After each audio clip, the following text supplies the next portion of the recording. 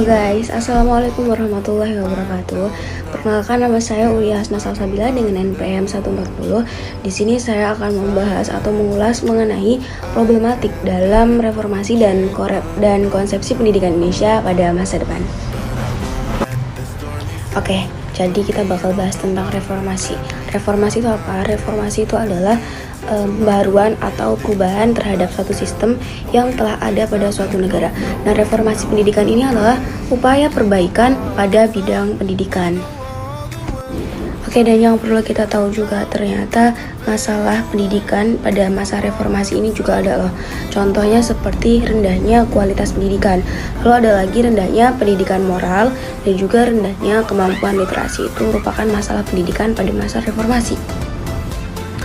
Nah, jadi menurut Murtopo tahun 1978 nomor 48, dia mengatakan bahwasanya konsep pendidikan itu adalah cara dan usaha mengembangkan SDM atau sumber daya manusia agar manusia dapat membangun dirinya dan bersama membudidayakan alam serta membangun masyarakat.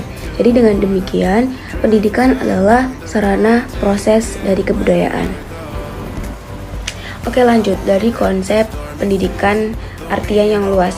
Telah dipaparkan bahwasanya pendidikan adalah memanusiakan manusia lewat pembudayaan, lewat memberdayakan dan juga membudayakan agar terwujud menjadi manusia dewasa yang bersusila atau manusia yang seutuhnya.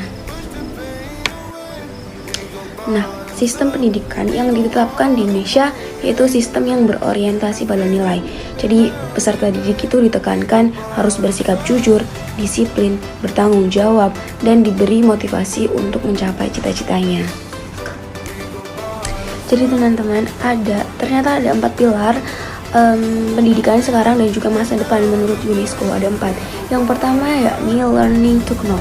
Learning to know itu kan artinya untuk mengetahui. Yang kedua ada learning to do. Learning to do itu memiliki arti belajar untuk melakukan sesuatu. Yang ketiga ada learning to be, yang artinya belajar untuk menjadi seseorang.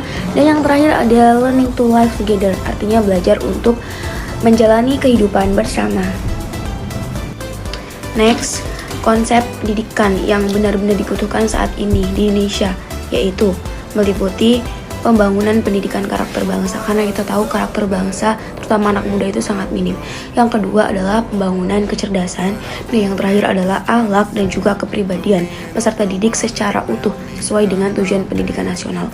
Karena akhlak dan juga kepribadian remaja atau masyarakat sekarang itu masih sangat minim juga. Jadi itu adalah konsep pendidikan yang sangat dibutuhkan saat ini.